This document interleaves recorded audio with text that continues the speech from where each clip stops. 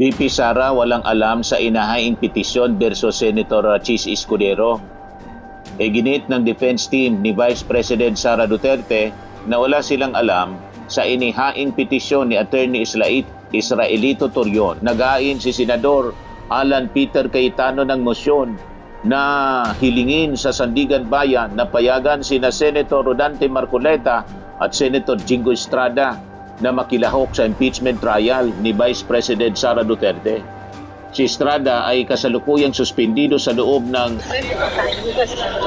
Definitely, bibisitahin namin ang una, safety nila. Pangalawa, na dapat maka-attend sila. At hindi kami naniniwala na hindi nakatali lahat ito sa mga investigasyon sa corruption at sa lahat na nangyayari sa ating bansa. Common sense, tali-tali lahat ito. Yung nagbabagang mga balita at pagtalakay sa mga isyu ng lipunan. Bulsa! Opinyon, banat at paglalantad sa katotohanan. Bulsa! What you see is what you get. You decide. Yung defense team, mga kababayan ni Sara Duterte, nag-deny tungkol sa petisyon na final sa Supreme Court na gustong ipatigil ang impeachment trial laban kay Sara Duterte.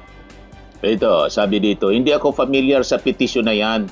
Wala po kaming communication with Attorney Israelito Torion, sabi ni Attorney Michael Poa, legal counsel ni Sara Duterte. VP Sara walang alam sa inahaing petisyon versus Senator Chis Escudero. Ginit ng defense team ni Vice President Sara Duterte na wala silang alam sa inihaing petisyon ni Attorney Israelito Torion at 8 iba pa laban sa pagsisilbi ni Senator Chis Escudero bilang presiding officer sa impeachment trial. Sabi ni Attorney Michael Poa, walang nabanggit ang Vice Presidente sa akin na may ganyang petisyon, so I would not be able to answer. I would suppose wala siyang involvement, sabi ni Attorney Michael Poa. That is something that was debated upon by the senators, and you know, me, as much as possible, I don't comment on the debate of the senator judges out of respect for them, sabi po ni Attorney Michael Poa. Naniwala kayo na hindi alam ni Sara Duterte yung pag-file ni Attorney Torion? Wala siyang basbas? Maniwala man na niya, Mr. Maravillas, isang tambak silang mga sinungaling. Magpipetition, magpa-file ng petition na gano'n si Attorney Torion na hindi alam ni Sara Duterte. Ano yon? Sino bang maniniwala sa ganong kwento? Mga kababayan ng kampo ng mga Duterte. Yan talaga yung strategy nila na iba yung team, mga kababayan, na magdi-defend kay Sara Duterte sa impeachment court. Iba man naman yung team na nasa labas na magpa-file ng petisyon. Di ba?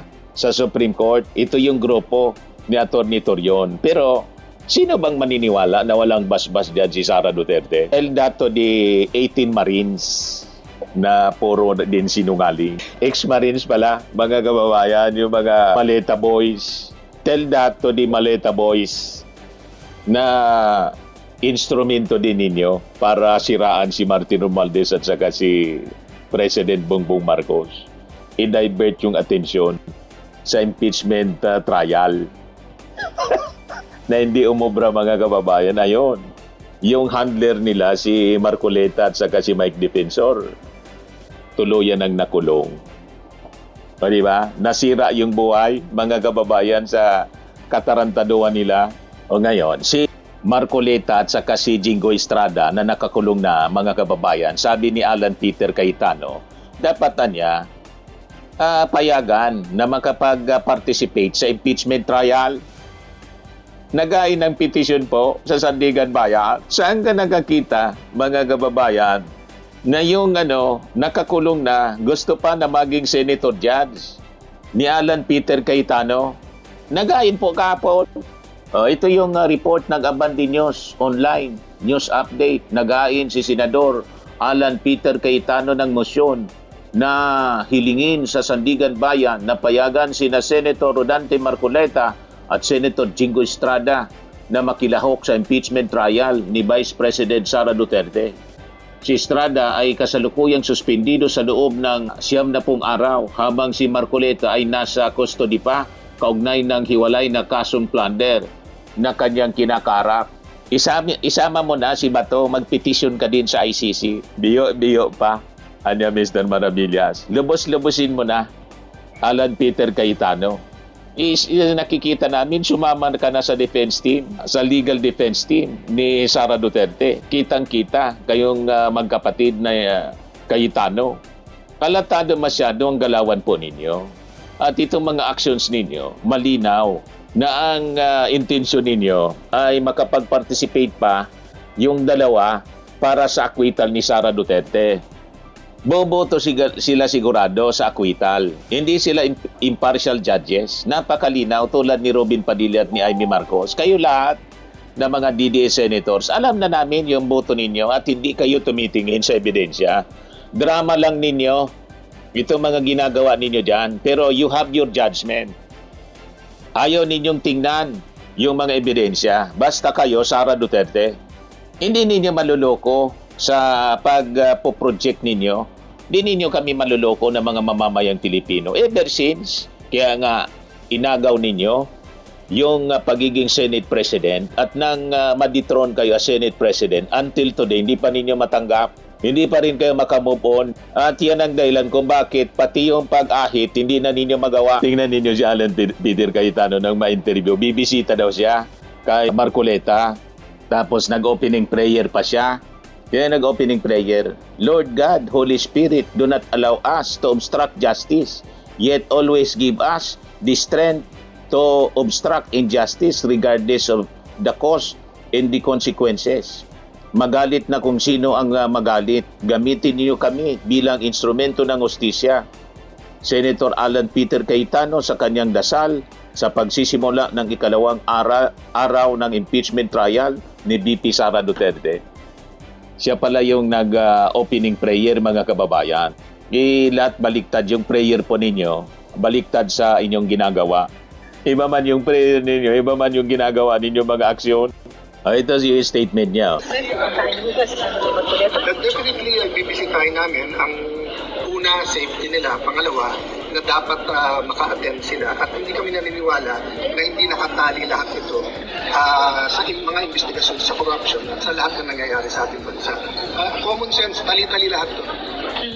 Yung nangyari dito sa Senate ng May 11, May 13, June 3, yung pag-aresto ni Jinggoy Estrada, pag-aresto ni Senator Marcoleta, yung hindi paglabas, yung hindi pag-hearing ng Blue Ribbon Committee, nakatali lahat po yan. Hindi totoong hiwalay-hiwalay na issue. Kasi nang gusto niyo bang mangyari, mag-petition ang impeachment court? Ang gusto ko sana mangyari ay magkaisa yung impeachment court. Total, sinabi na natin na 16 to convict. So, pagka hindi maka-attend yung dalawa, consider ng acquittal yun. So, walang mananalo doon. Kasi hindi lang ma-appreciate yung evidence. So, pwede kaming sumulat o makipag-coordinate. When I say coordinate, hindi kausap formal na pleading sa Sandigan Bayan, stating our case and asking them to allow the two senators to attend. To attend, pero kaya lang, si Senator Jinggoy po kasi suspended pa. Yes. Pero suspended ba siya both as a senator and as a senator judge or suspended lang siya as a senator? And in case na suspended siya as both, meron namang 3 months lang yun eh. Kaya yung kaso na to, mahigit 3 months.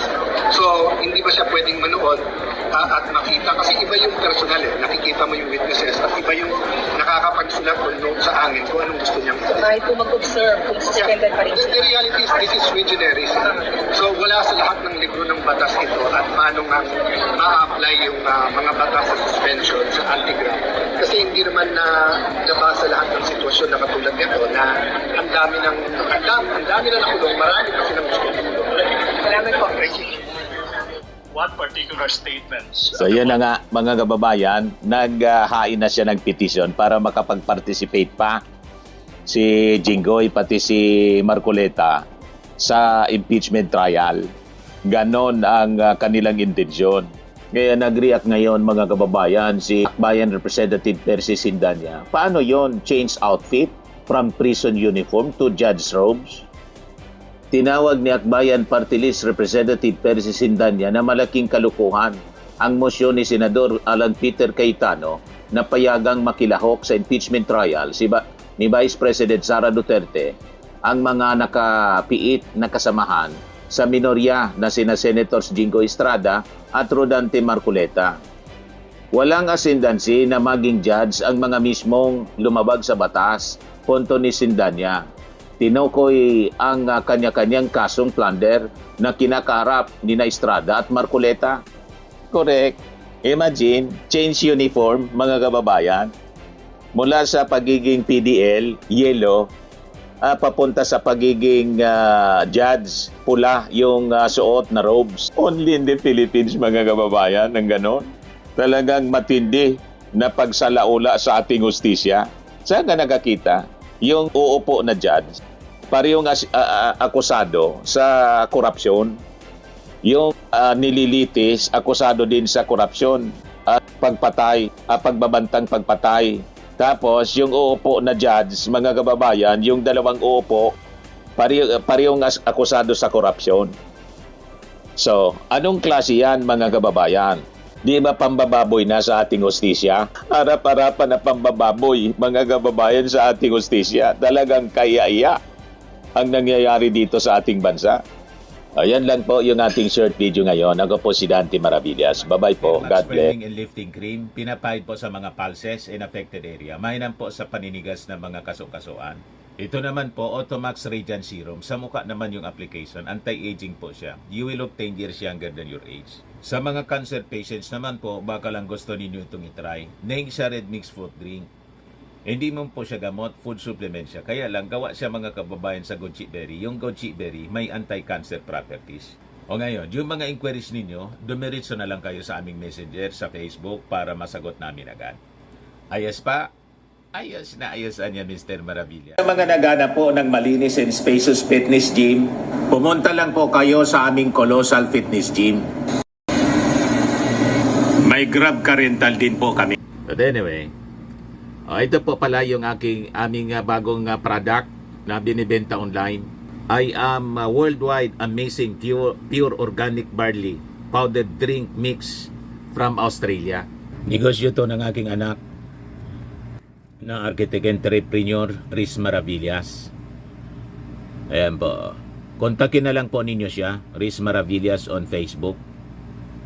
Ang mga health benefits niya, boost immunity, improves digestion, enhance energy levels, packed with antioxidants, prevent cancer.